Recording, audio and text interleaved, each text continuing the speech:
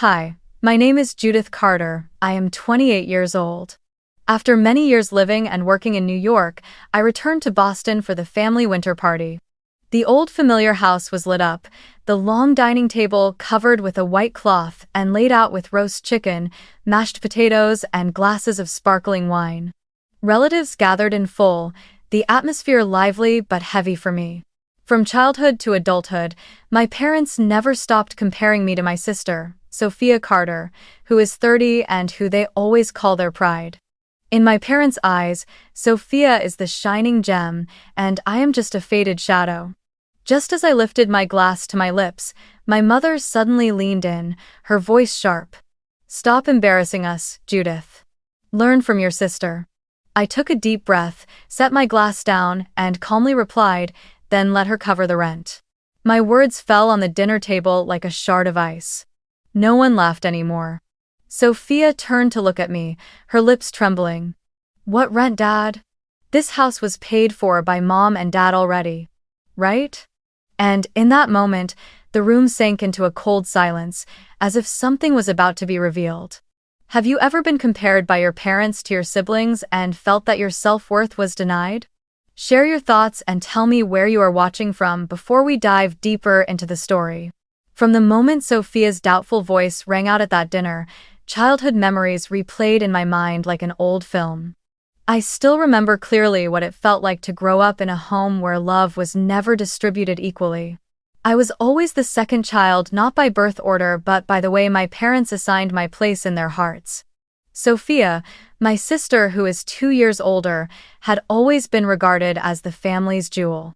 I do not deny that she is smart, articulate, and always knows how to please the adults, but the disparity in treatment turned my childhood into an unending string of hurtful days. When Sophia turned 16, my parents threw a grand birthday party in the backyard, decorated with pink balloons and strings of twinkling lights. I still remember the moment they handed her the keys to her very first car, a brand new Honda Civic, gleaming under the sunlight. She hugged them tightly, tears of joy shining in her eyes, while her friends cheered all around her. I was 14 at the time, standing in the corner with a paper plate of birthday cake, watching the scene with a heavy heart. 2 years later, when I turned 16, there was no lavish party waiting for me. I received only a simple greeting card placed on the kitchen table, and when I shyly asked about learning to drive, my father merely shrugged. "The bus works just fine, Judith. Saves money on gas and insurance." From then on, I grew accustomed to waiting for buses in the rain, while Sophia cruised around the city with her friends in the comfort of her car. The differences did not stop at gifts. Thanksgiving became the clearest proof. Every year, relatives gathered in full, seated around the large dining table. Sophia only had to walk in with her radiant smile to be showered with praise. "She's so graceful. Sophia truly is the role model of the Carter family." And me?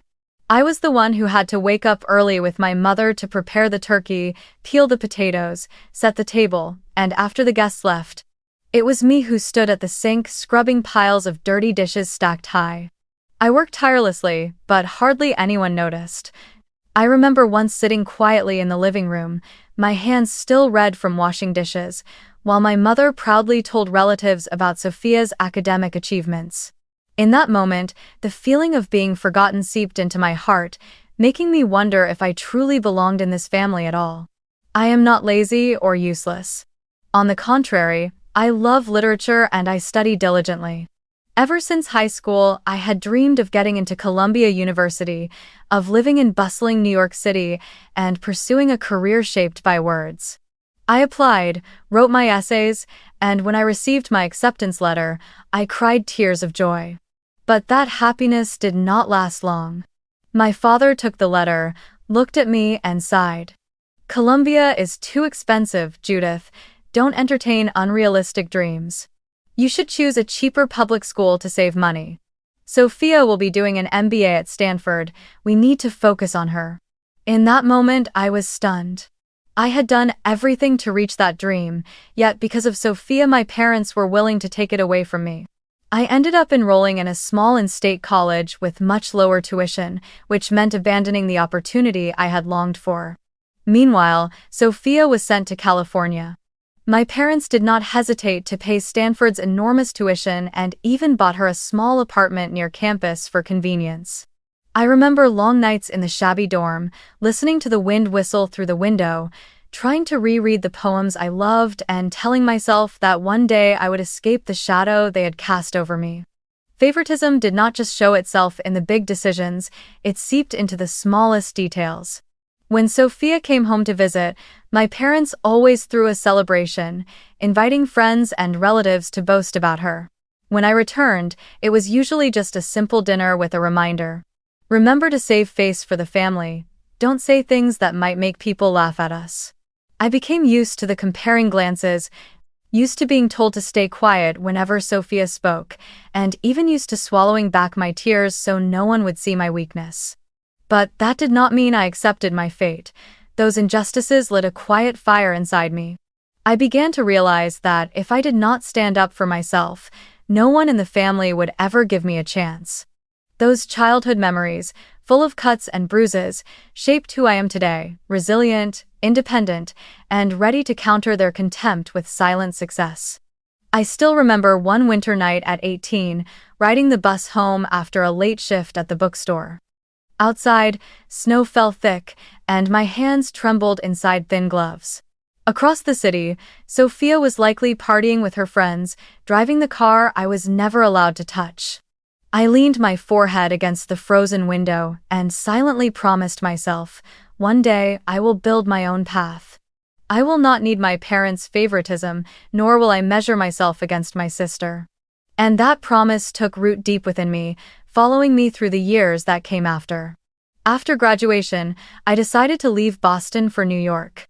That decision was not just about choosing a place to work, it was my way of telling myself that I had to escape my family's shadow. I landed a job at a mid-sized marketing firm in Manhattan. On my first day, stepping out of the subway and looking up at the skyscrapers glittering with lights, I felt both overwhelmed and, for the first time in my life, a touch of freedom.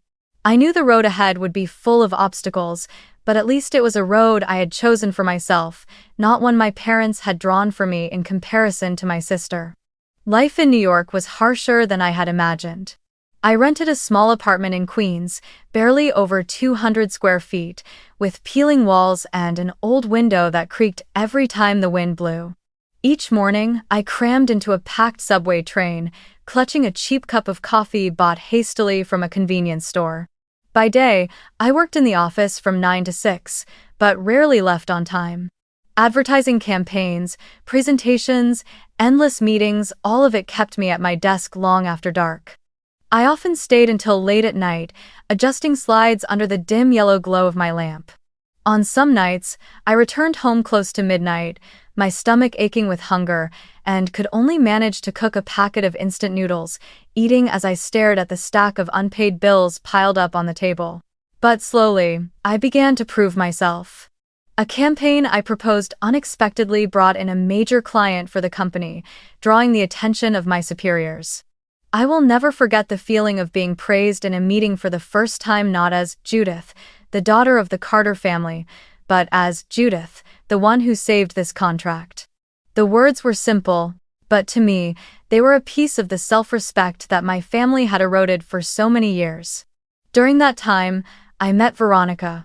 She was a colleague in my department, the same age as me, of Puerto Rican descent, straightforward and funny. At first, I was reserved, but Veronica was the one who broke through the shell of loneliness I had carried from Boston. Once, when I told her briefly about my family and about Sophia, she placed a hand firmly on my shoulder and said, "You are not anyone's shadow. They may not see it, but I do. And one day, the whole world will too." Those words, seemingly simple, touched the deepest place in my heart, the place that had been wounded until it felt numb. While I was struggling to build a new life, Sophia continued to shine on social media as if life itself were a flawless stage designed just for her. On Facebook, she posted photos of her travels across Europe, standing before the Eiffel Tower with a glass of wine in her hand, lounging on a yacht in Santorini with a silk dress fluttering in the wind, or showing off a brand new Chanel bag, a gift from mom and dad. Each time I happened to see those pictures, a familiar bitterness welled up inside me. While I counted every penny to pay my rent, Sophia lived in luxury with unconditional support from our parents. And what hurt the most was that they never asked how I was doing, only calling occasionally to boast. Sophia just got another promotion, or she really is our pride. In those moments, I often sat alone in my tiny room, the laptop resting on my lap, the glow of the screen casting light on my tired face. I looked back at my journey. Maybe I wasn't wealthy or successful like Sophia, but I was independent, earning my own living without relying on anyone. I began to develop the habit of saving, setting aside a small amount each month into a separate account, treating it like a seed for the future. I made long-term plans. After a few years, I would pursue a master's degree in communications, or perhaps start a small agency of my own. The scribbled notes filling the pages of my old notebook stood as proof of that determination. On sleepless nights, I would step out onto my narrow balcony, gazing at Manhattan's lights flickering through the mist. This city was harsh, but it was also full of opportunities. I told myself, if I can be persistent enough, one day I will no longer have to bow my head to my parents or to Sophia's shadow. That thought, small as it was, became the flame that kept me moving forward. Every penny saved, every successful campaign at work, every time I stood tall after a failure, all of it gradually built a different version of Judith. Stronger, more independent, and no longer easily crushed by poisonous comparisons. I knew clearly that the road I had chosen was not easy, but the very fact that it was my own choice was enough to make me proud. The house in Boston where I was born and raised was always touted by my parents as a point of pride. They would tell relatives and friends, "We paid off this house long ago, there is no burden left." I remember many times when guests came over, my father would laugh loudly and slap the polished wooden wall. "This roof belongs to us, no one can take it away." Those words were etched into my memory, as if the house itself symbolized the Carter family's success. But the truth, as I would learn later, was completely different. When I was 24 and beginning to settle into my job in New York, one evening I received an unexpected call from my father. His voice trembled, very unlike his usual confidence. "Judith, can you come back to Boston this weekend? Your mother and I need to talk urgently." I remember walking into that house and feeling the air so heavy it was hard to breathe. My father sat with his head bowed. My mother's hands were clasped tightly, her eyes red. After a long, roundabout lead-up, they finally confessed. My father had failed at a small business venture, a building supplies store he had trusted completely. To salvage it, he had secretly mortgaged the house to borrow a large sum from the bank. But the business collapsed, and now that loan had become a crushing burden on the whole family. I was stunned when I heard those words. The house they always claimed had been paid off long ago was actually in the bank's hands. I asked in desperation, "Does Sophia know?" My mother immediately shook her head, almost pleading, "No, she cannot know. She would panic. She needs to focus on her career. Could you help your father and me this one time? We will pay it back gradually, we just need to keep the house from being repossessed." I sat in silence for a long time, torn between anger and pain. My whole childhood I had been treated as a burden, forced to learn how to save every penny, made to give up my dreams just to avoid wasting money. And yet now, when they were trapped in crisis, the one they turned to was me, the child they had never acknowledged. But in my mother's panicked eyes and in my father's broken sighs, I saw a trace of responsibility. I did not want the house of my childhood, even if it was filled with bitter memories, to be seized, turning the family into a public humiliation. So I agreed. I signed my name as co-owner on the loan, committing to the bank that I would share the burden of monthly payments. I remember clearly what I said then. "I will help, but on one condition. Sophia must never know." My parents nodded over and over, as if they had just grabbed the last lifeline. They promised to repay me every cent, promised this would never affect my future. But deep down, I knew those promises were nothing more than words of comfort. From that day on, my life took a new turn. Each month, after receiving my paycheck, I carved out a large portion to send back to Boston. Some months, I had to cut my expenses to the bone: fewer meals out, no new clothes, even moving in with a friend to lower rent costs. I lived frugally, but I always made sure the payment receipt reached the bank on time. No one but my parents and I knew the truth. Sophia continued to live lavishly, carefree, posting photos of new handbags and high heels with captions like, "Thank you to my loving parents." The resentment inside me grew thicker with each passing day. Every time I saw one of Sophia's posts on Facebook, I wanted to scream, "I am the one keeping that house from collapsing, not her." But I stayed silent. I knew if I spoke up, my parents would call me jealous and say I didn't think of the family. I chose to bear the burden quietly, like someone standing in the shadows. Time went on and the debt remained, but I gradually learned to live with it. Each monthly payment felt like an obligation, a scar reminding me that this family only needed me in times of crisis. I remember once, having dinner with Veronica at a small restaurant near the office. I let out a sigh when the bill arrived. She frowned and asked, "You work so hard and you're always worried about money. Is something wrong?" I forced a smile and said nothing, because how could I explain to a friend that my parents, the very people who had always looked down on me, were making me pay off the loan on the house they bragged about to the world? Some nights, lying on the small bed in Queens, I would stare at the ceiling and wonder, why do I have to carry this burden? Is it because I am the less loved child that I must suffer more? Yet in those moments of exhaustion, I would persuade myself otherwise. At least I was doing the right thing. At least I could keep the childhood memories, even if distorted, from sinking into a total loss. Still, that silence never bought me recognition from my family. My parents continued to compare me to Sophia, repeating that I should follow your sister's example. They never once said thank you, never once acknowledged that it was I who was keeping the house from being taken. That truth, over the years, became a quiet wound, both aching and cold. If anything kept me going, it was the belief that the truth would one day come to light. I did not need to shout or argue. I only needed one chance, one moment, and everything would reveal itself. That moment finally arrived at that winter family party, when I set my glass down and said, "Then let her cover the rent." That dinner room that night remains vivid in my memory, like a film playing in slow motion. The moment those words left my lips, the lively atmosphere of the crowded party was instantly extinguished. The clinking of forks and knives against plates ceased, half-finished conversations dissolved into silence, leaving only the sound of the cold wind whistling outside the window and the pendulum clock ticking steadily in the living room. Every gaze turned toward me, some relatives with mouths agape, familiar neighbors glancing at each other and whispering. I sat upright, my eyes calm, while my parents stood frozen, as if they had forgotten how to breathe. Sophia, of course, was the first to shatter the silence. She tilted her head back with a mocking laugh, her voice dripping with scorn. "What kind of joke is this, Judith? This house has belonged to us for years. Mom and Dad paid it off ages ago.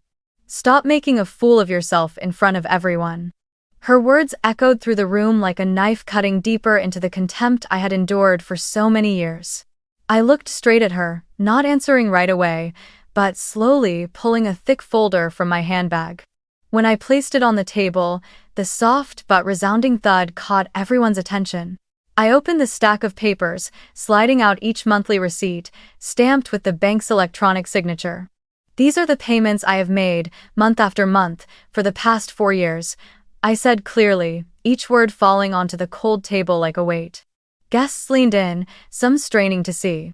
I watched my father's face drain of color, his lips moving without sound. My mother bowed her head, avoiding my eyes, her trembling hands clutching the napkin tightly. Sophia still refused to back down. She raised her eyebrows, giving a cold smile. "You're quite the storyteller, Judith. Mom and Dad would never ask you to do something like this. They don't need to. You're just trying to smear this family's name." Her words were like fuel poured onto the fire, but this time, I did not let anger carry me away. I kept my voice steady and firm. "The bank doesn't fabricate things, Sophia. Every number, every transaction is recorded, and if necessary, anyone here can verify it. My reply cast the room into a suffocating silence. A few guests glanced at each other, whispering brief remarks. My uncle, seated nearby, cleared his throat as if to break the oppressive air. But no one dared to speak aloud. I looked over at my father. He avoided my eyes, his face flushed with shame, his hand gripping the wine glass so tightly that his knuckles turned white. My mother bit her lip, her gaze unfocused, as though silently begging me to stop. I still remember Sophia's expression in that moment. She tried to maintain her composure, but her eyes betrayed her unease. "Are you so jealous of me that you'd invent this whole story?" She hurled the question like a slap, hoping it would make me retreat. But this time, I was no longer the 16-year-old girl who swallowed her tears after her sister's birthday party. I was grown, and in my hands I held the truth. I pushed another stack of receipts toward the middle of the table. "This is the proof. If anyone still doubts, I'm willing to show the entire bank account. Your parents came to New York to beg me to save this house, and I agreed. I have been paying, quietly, for 4 years. Meanwhile, you keep boasting that the house was paid off long ago. You can keep fooling Sophia, but you cannot fool the bank, and you certainly cannot fool me." A murmur of whispers spread across the dinner table. I saw relatives and neighbors' faces mix surprise with disbelief. Some shook their heads, others looked at my parents with a different expression altogether, the look of disappointment and contempt. My father stood up trembling, as if to explain, but could not find any fitting words. My mother let out a small plea. "Judith, don't make a scene, we are a family." I looked at her with cold eyes. A family? A family that only turns to me in crisis, but treats me like an embarrassment when things are fine? That family I have long been used to enduring. The room, after my final words, felt as though a bomb had just gone off. All the familiar sounds of a family gathering, the laughter, the clinking of silverware against plates, the pouring of wine into glasses, vanished. In their place came hushed whispers, scrutinizing glances, sideways looks laced with suspicion and pity. I caught a guest at the far end of the table quietly muttering to the person beside him. So it wasn't as they always bragged. A few relatives shook their heads, gathered their bags, and left, clearly unwilling to witness any more of this humiliation. The air grew so stifling that someone dabbed sweat from their forehead with a napkin, despite the freezing winter winds howling outside. My father, who once stood proudly before relatives with a confident voice, now trembled like a child caught in a lie. He stammered, his lips moving but unable to form any defense convincing enough. It was only temporary. In the end, it was my mother who spoke, her voice trembling yet stubborn. "We intended to pay you back. You must understand, we had no other choice. We only did it to keep a roof over the family's head."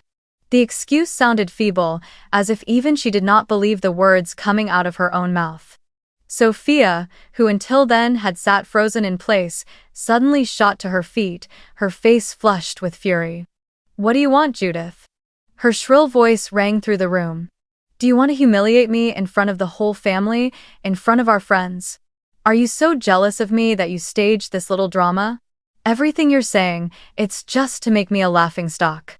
She looked around the table as if expecting support, but no one spoke. Every eye lingered only on the stack of papers I had laid down earlier. The truth was too obvious for anyone to defend. I turned to my parents, my gaze colder than ever. "All my life, you forced me to follow her example, to do everything so the family wouldn't be ashamed. But in the end, who has been keeping this house from foreclosure? Who has been paying the bank month after month? Not Sophia. Me, it's me." I emphasized every word so no one in that room could pretend they hadn't heard. My father lowered his head, the glass in his hand trembling violently. My mother tried to speak but choked, releasing only a small, stifled sob. Sophia stood there gasping for breath, but her confidence had clearly abandoned her. The entire dinner sank into a deathly silence, broken only by the ticking of the clock on the wall, each tick sounding like a hammer striking down on everyone's head. I took a deep breath, feeling my heartbeat pound in my chest. Then I stood up. The chair scraped loudly against the floor in the hush of the room. Every pair of eyes followed my every movement. I gathered the folder, slipped it into my handbag, and shrugged my coat over my shoulders. No one stopped me, no one spoke. I turned my back and walked out of the dining room, leaving behind the chaos I knew would ensure that from this moment on, the Carter family would never be the same. When my hand touched the front doorknob, I heard my mother whispering, nearly in tears, "Judith, don't leave. We are still a family." But I did not turn back. I knew that in their eyes the family only existed when I bore the debt. When I needed love and recognition, I was nothing but an extra shadow beside Sophia. I opened the door and the winter wind rushed in, cold and sharp yet cleansing. My steps on the porch sounded steady and resolute. Behind me the whispers rose again, mingling with the scrape of chairs and the hurried footsteps of people leaving. The image of my parents and sister sitting motionless at the chaotic table was etched into my mind. Three people who once thought they could hide forever, now forced to face a truth laid bare. I walked on, feeling a surge of pain and relief at once. The door closed behind me along with all the years of being belittled, the pointless comparisons, the times I had to swallow my tears. I knew that tonight no one in that family would sleep peacefully. For me, it was more than leaving a party, it was the beginning of a completely different life, a life in which I would no longer be bound by my sister's shadow or my parents' lies. The Boston winter was bitter, but walking down the long, snow-covered street I felt a new flame inside me. The flame of truth spoken aloud, the flame of release after years of silent endurance. And I knew that from this moment the Carter family had fractured, not because of me, but because of the lies they had cultivated for so long. After that night my phone hardly stopped buzzing. Calls from my father and mother came in a rush, as if they could pierce the screen. I saw their names appear and my chest tightened, yet I let the ringing die out. Occasionally I would listen to their voicemails, my father's voice low and trembling. "Judith, don't make this a big deal. Don't tell anyone. If the neighbors, the friends find out everything, then we will have no face left. You are family, you understand, right?" I laughed bitterly. When they needed me to carry the debt, they never cared about my feelings. But when they feared losing face, they begged in a panic, as if their honor mattered more than the truth I had quietly carried. My mother left a string of long, hurried messages. "I know you're angry, but it's all for the family. You can't destroy everything. We only need you to stay silent, and this will pass. Sophia must not know, and the neighbors shouldn't find out either. Think of your parents' reputation, think of the family name." I read them over and over, each word like a knife reminding me that, in their eyes, I had never been an independent person but merely a tool to patch over their lies. Sophia chose a different path. The very next morning I saw a new post on her Facebook, a photo of her beaming in an elegant red dress with the caption, "Nothing's funnier than when family members get jealous and invent stories to bring you down. The sun can't be blocked by a tiny shadow." Number family drama. Number pitiful. I did not need anyone to point out who those words were aimed at. Dozens of comments from her friends poured in. "Don't mind the jealous one. She's the star, they only want to bask in her light." I scrolled past, my eyes stinging, then turned my phone off. I was no longer angry, I only felt hollow. In that moment I realized the family had never truly regarded me as one of them. They never protected me, never stood by me. To them, I existed only when someone was needed to shoulder a burden. That night, in the hotel room, the stack of papers I had kept all those years lay before me. Receipts, loan agreements, my trembling signatures. Everything compressed into a single truth.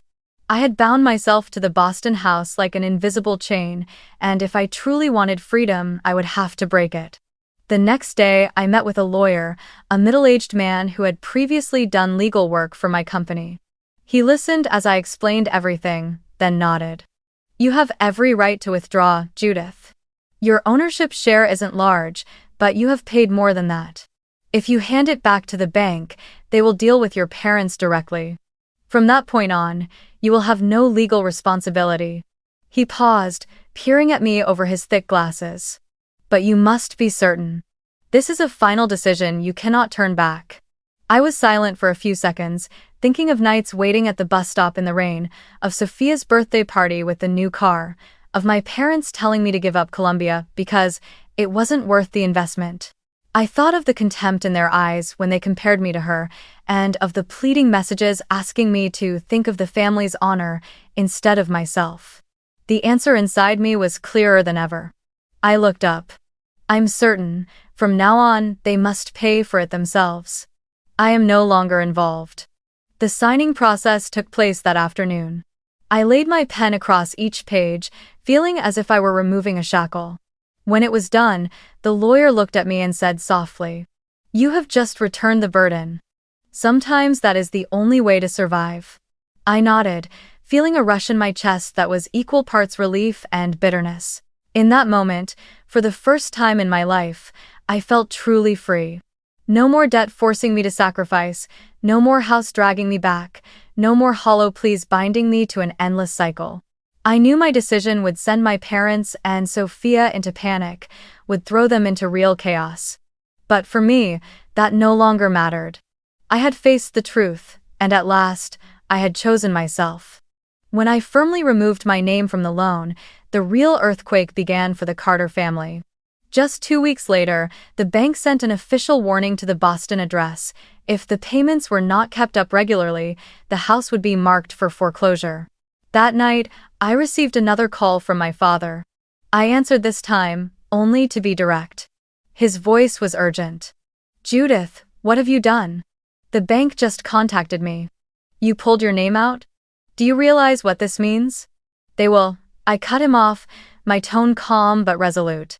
"I know exactly what it means, and it is precisely because I know that I did it. I carried this burden for 4 years while you never valued me. From now on, you pay it yourselves. I'm no longer involved." Before he could react, I hung up. My parents, who had relied solely on the money I quietly sent for 4 years, suddenly found themselves empty-handed. My father's income from his small shop was nowhere near enough to cover the costs, and my mother had long since stopped working, spending her days lingering over tea with friends. They were stunned, scrambling to borrow, but no one dared lend them such a large sum once the rumors had already begun to spread through the community. Boston was a city where private stories spread faster than the winter wind. Neighbors who once admired my family, the successful Carter family with 2 outstanding daughters, now whispered across fences, "I heard the house was mortgaged long ago." Not paid off like they bragged. Friends who used to share the dinner table and raise glasses in praise quietly withdrew, unwilling to be associated with a disgraced family. The honor my father had always boasted about collapsed in an instant, leaving him with downcast eyes every time he stepped outside. My mother, once accustomed to maintaining an air of elegance, became the center of gossip at social gatherings. People spoke behind her back. Mrs. Carter was always showing off about her daughter at Stanford, about their house, and now it's all out in the open. She had lived on the admiration of others, but now she received only looks half pitying, half mocking.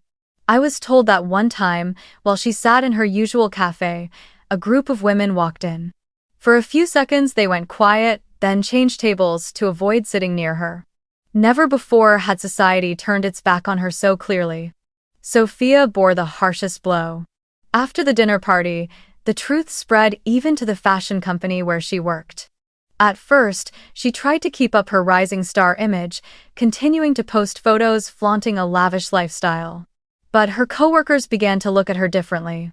A senior manager whispered that the brand could not be tied to someone seen as living off her family while letting her younger sister carry the debt. Not long after, Sophia was demoted from her project manager position to an unnoticed desk job. From being a regular presence at fashion events, she gradually faded from publicity photos altogether. That shock drove Sophia into an outburst on social media. She posted long statuses, blaming her downfall on sick jealousy that had ruined her reputation. But instead of sympathy, she faced a flood of criticism. If you were really talented, why live off your parents? You didn't even know your sister was paying your debts, and you still act superior. Comments poured in, shares multiplied, and Sophia went from proud figure to public mockery.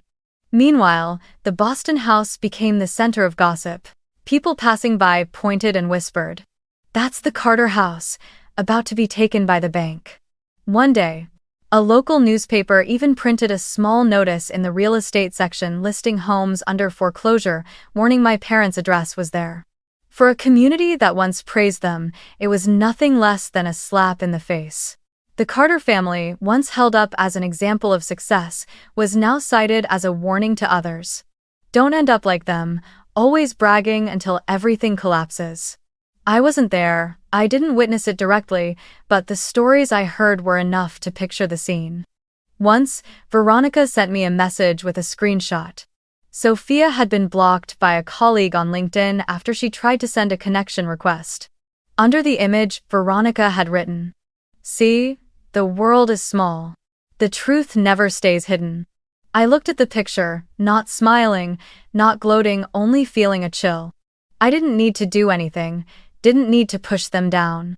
Their own deceit had carried them to this point. My parents desperately tried to contact me. They sent emails, handwritten letters, and left long messages. "Have you abandoned the family? Can't you see how much we are suffering? Don't you love us?" But this time I did not respond. I knew full well that those words contained no unconditional love, only panic at losing their support. They were not crying because they had lost me, but because they had lost the house, their reputation, the glossy facade they had built. Boston's winter that year was so cold the ponds froze, but the chill in their hearts must have been far worse. They had once stood before the community with confidence and looked at me with contempt. Now neighbors turned their backs on them, friends withdrew, colleagues and even businesses rejected them. This was not revenge that I had orchestrated, it was the inevitable consequence of the truth being revealed. I did not need to say another word. No defense, no argument, everything unraveled on its own, like a line of falling dominoes. And in that collapse, for the first time, I felt that I was no longer bound to the Carter family. I stepped back and let the truth do its work. The truth, like a flame, burned away all the falseness they had built. I left Boston without saying goodbye to my family. The city that held so many childhood memories had become a land of ruins. On the train back to New York, I watched the streets slide by through the winter mist, the townscape blurring in the gray. My heart no longer felt heavy as before. Instead, there was a strange calm. The tie that had bound me to the Carter family had finally snapped, and in that moment I realized I was truly free. Back in New York, I threw myself into work. At the marketing firm, I volunteered for more projects, not because I needed the money anymore, the weight of the bank loan had lifted from my shoulders, but because I wanted to prove my own ability. Every day I arrived earlier, stayed later, pouring myself into brainstorming ideas and finding creative solutions for clients. Gradually, I became the name people trusted when a project hit trouble. One day, my direct manager looked at me, smiled, and said, "Judith, I don't know where you get your strength, but you don't just work hard. You work with your heart." The words were simple, yet to me, more precious than all the hollow praise my parents had ever showered on Sophia. Then an idea struck. During a conference at Columbia, the very school I had once been forced to give up, I met a group of young students, among them a girl of Latin heritage. She told me she was working 3 part-time jobs just to afford tuition, that her family treated her like a burden and offered no support. Listening to her story, I saw myself 10 years earlier. On the way home, I couldn't stop thinking. If back then someone had reached out a hand to me, perhaps the road would have been less rough. And I decided that I would be that person for others. I began by setting up a small scholarship fund. At first, it was just a portion of the savings I had carefully put aside over the years.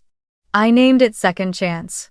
The fund was meant for students abandoned by their families or those who received no support from relatives but still hungered for knowledge. I reached out to several universities, worked with advisors to identify students who truly needed help. On the first day, when I signed the scholarship checks for 3 students, my hands trembled. Not because I regretted the money, but because in that moment I felt the pain I had once endured transforming into something good. Balancing my company work and running the fund made my schedule busier than ever, but I had never felt so energized. Each time I received a thank you email from a student, "You gave me hope, I won't drop out now," it was as if my heart was being stitched back together. I realized the recognition I needed did not come from my parents, nor from a society that judged me through Sophia's shadow. It came from the very people whose lives were touched by what I chose to do. Veronica, my friend who had always stood by me, once pulled me into a cafe, looked me straight in the eye, and said, "You know what, Judith? You've turned your pain into strength. Not many people can do that. Your family may never have seen you as part of them, but this world needs you. And you made the right choice." I smiled, and for the first time I truly felt peace inside. From then on, the days no longer felt heavy.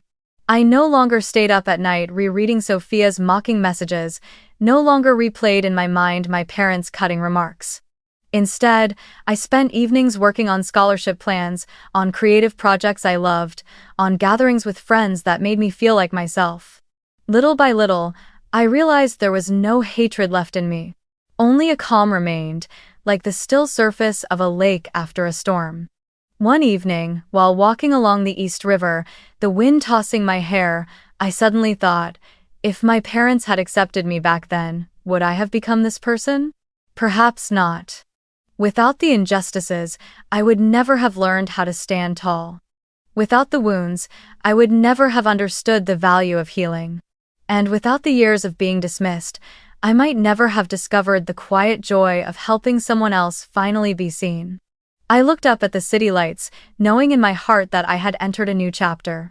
A chapter where I no longer needed my parents' approval, no longer had to prove myself against Sophia. I had rewritten the story of my life. And in that story, I was not a shadow, not the second child, but Judith Carter, a woman who knew her worth and used it to bring light to others. Healing did not arrive in a single day. It came piece by piece, through every successful project, through every student's face lit with hope, through every morning I woke without the weight pressing on my chest. And I understood that at last, I had broken free from the chains of a toxic family. I had found freedom, peace, and a greater purpose for my life. One winter evening, work brought me back to Boston for a conference. After many years, I once again drove through the familiar streets where my childhood had passed in silence and comparison. Cold wind lashed against the windshield, snowflakes drifted under the yellow glow of the streetlights. As my car rolled down the street where my old family home still stood, my heart tightened. There it was, the house itself, but stripped of its former pride. On the front lawn, a large sign was staked into the ground. For sale. I pulled over to the curb and rolled down the window. The windows of the house were dark, no warm glow like during the holidays. The brick walls had faded, the once polished wooden door now dull and worn. It all looked like an empty shell, stripped of the life my parents had once boasted about to the neighbors. I sat still in the car as memories came rushing back. My 16th birthday, standing by the window while Sophia was handed the keys to her brand new car. The Thanksgivings when I scrubbed piles of dishes in the sink while my parents praised her accomplishments. The afternoon they came to New York, begging me to save this house from foreclosure. Each memory replayed like an old, blurry film behind those darkened windows. And yet, strangely, my heart did not ache the way it once had. I did not cry, nor did I feel hatred. Only a gentle emptiness, like when a wound has healed, leaving behind a scar, but no pain. I exhaled, watching my breath curl into the cold air, and without meaning to, I smiled. The house that had once chained me, the place that held favoritism and contempt, was now nothing more than a piece of property waiting for a new owner. It no longer had any power over me. I stepped out of the car and stood across the street to look one last time. In my mind, rang the words I wanted to tell myself. Victory is not making them fall, but no longer letting them define your worth. In truth, the downfall of my parents and Sophia no longer mattered. They might be disgraced, shunned by society, but that was not what I was seeking. True victory was this moment standing before the childhood home and realizing it no longer had the power to decide who I am. I pressed my hand to the cold car window, a whispered farewell to the little girl Judith who once sat crying alone in the small upstairs room, longing for an embrace, for a word of recognition. I wanted to tell that girl, "We have come so far. We have found our family in our work, in our friends, and in the very students given a second chance. We are no longer trapped here." The wind howled stronger, sending a few dry leaves spinning across the porch. I turned and walked toward the car. Each step felt like cutting another remaining thread that tied me to the past. When the car door closed, I looked at the house one last time in the rearview mirror. It grew smaller, blurred into the night, then vanished. But inside me there was no pain, only calm and freedom. On the highway back to New York, I turned on soft music, letting the piano carry me through each mile. The city appeared in the distance, its lights shining like open arms. I knew I was beginning a new chapter, a chapter written only by me. No longer defined by my parents, no longer compared to Sophia, no longer the second child. I was Judith Carter, and from this night on, I would live by my own worth. Looking back on it all, I realized this journey was never about proving I was right and they were wrong. The truth had revealed itself without me needing to shout, without fiery arguments. Just a few sheets of bank statements, cold and undeniable, had been enough to expose everything. That is the first lesson I want to leave for anyone trapped in the injustices of a toxic family. Truth does not need to scream to exist. It only needs your patience to preserve it, and one day, it will find the light on its own. I also came to understand that family, even if bound by blood, is not always what defines your worth. For years, I let my parents' criticisms, favoritism, and comparisons cage me in feelings of inadequacy. But when I walked away, when I built my life with my own hands, I learned that true value does not come from how others see you, but from the choices you make to keep moving forward. Family may abandon you, may belittle you, but they do not have the right to decide who you are. And in the end, I realized that healing does not come from watching them fall. It comes from the decisive choice to cut the ties and choose yourself. When I let go of the house, when I let go of the burden of proving myself to them, only then did I truly step into a new chapter. Freedom is not watching others pay the price, it is refusing to let them control your soul. Perhaps many who hear this story will see reflections of themselves in it.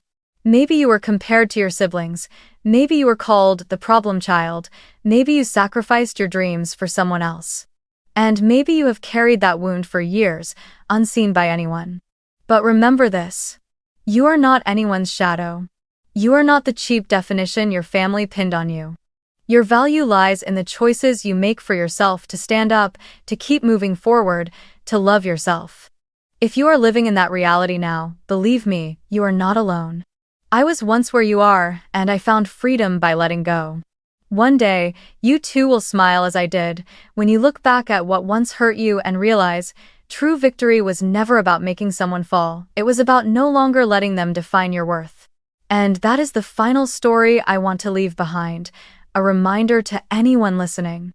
Never lose yourself in someone else's shadow, no matter who they are. You deserve a life of freedom, peace, and wholeness, a life written by your own hand.